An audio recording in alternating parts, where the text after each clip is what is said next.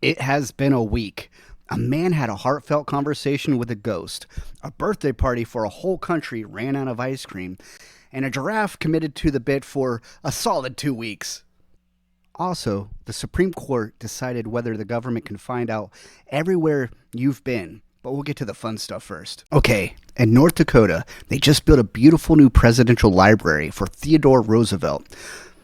It opens to the public on the 4th. It costs a fortune, and it sits out in the Badlands. Very grand. And inside, because it's 2026 and we can't have anything nice without plugging it in, there's a lifelike talking AI hologram of Teddy Roosevelt. You walk up, you ask it a question, it answers in the voice of a dead man.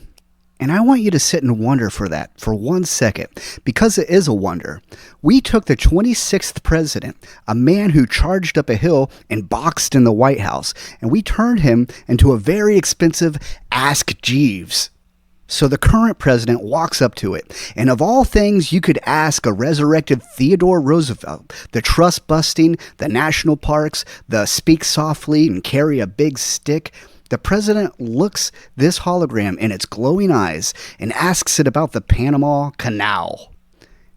And then, this is real, immediately works in his own campaign line about Democrats giving the canal away. He used a hologram of a dead president to start a fight with a living opposition party. That is a new thing a human being can do now. And a quick fact check, because I can't help it, the Panama Canal went back to Panama under a 1977 treaty signed by Jimmy Carter and ratified by the Senate. Republicans and Democrats both. Not a dollar store transaction, not a Democrat garage sale, a treaty. Moving on. Here's my favorite part. The hologram, the robot, gently pushed back. AI Teddy said, and I'm paraphrasing barely, that the greatest work isn't the biggest, boldest project. It's the lives improved, the parks set aside, the food and drugs made safe. The hologram out-Roosevelted him.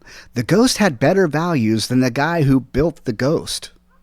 And then the president called Roosevelt a great he-man, and later bragged he won't tell you whether he or Roosevelt got more votes. Okay. A man stood in a $50 million building in front of a machine pretending to be a hero and made it about himself, which, honestly, Roosevelt would have had notes. For America's 250th birthday, somebody had a big idea. A great American state fair on the National Mall in Washington. World's Fair scale. All 56 states and territories, pavilions, music, funnel cake, national pride, 16 days of it. I regret to inform you, it did not go great. The musical acts, most of them backed out, nervous about the politics.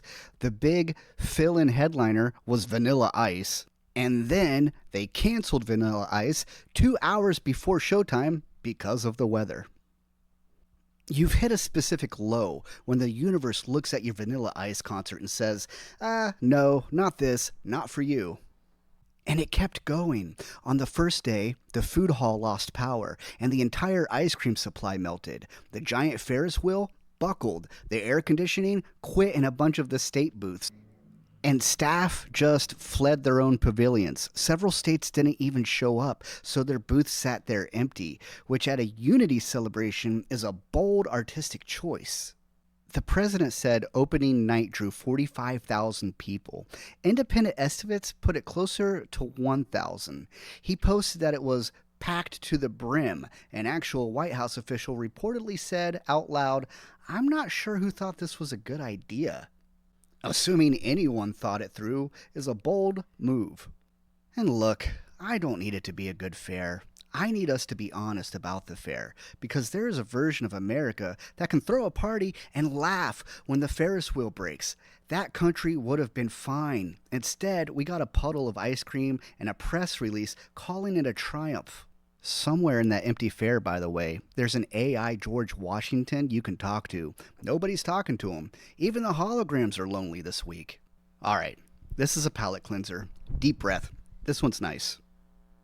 In the Texas Hill Country, a giraffe named Gracie escaped from her ranch, and then, this is the good part, she stayed escaped For nearly 2 weeks, a private ranch owner and local officials chased this giraffe across Texas for 2 weeks.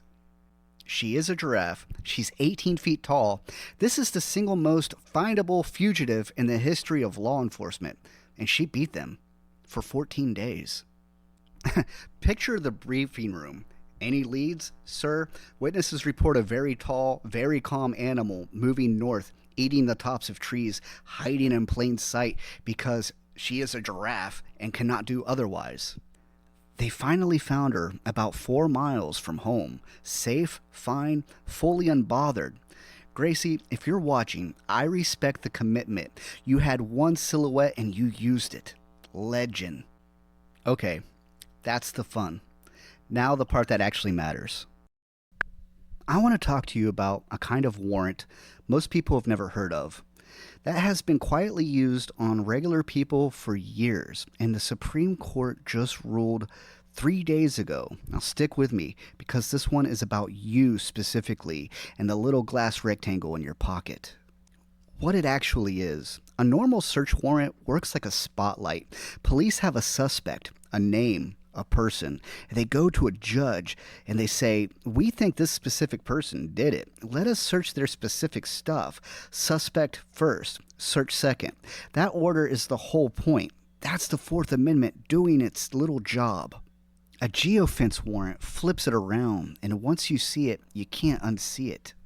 Instead of a suspect, police start with a place and a time. They draw a box on a map, a digital fence, hence the name, around, say, a bank at the hour of a robbery. Then they hand that box to a tech company, usually Google, and say, give us everyone who was inside it. Everyone, not the suspect. Everyone. The robber, sure, but also the teller, the guy at the ATM, the woman walking her dog past the window, you if you'd stopped for a hot dog. The Doof translation, a normal warrant is a fishing line. A geofence warrant is draining the whole pond and reading a fish their rights afterward. Now here's how it played out in a real case, because the details matter. 2019, a man robs a credit union in Virginia, walks off with $195,000. The case goes cold, so detectives get a geofence warrant, hand it to Google, and Google runs a 3-step funnel.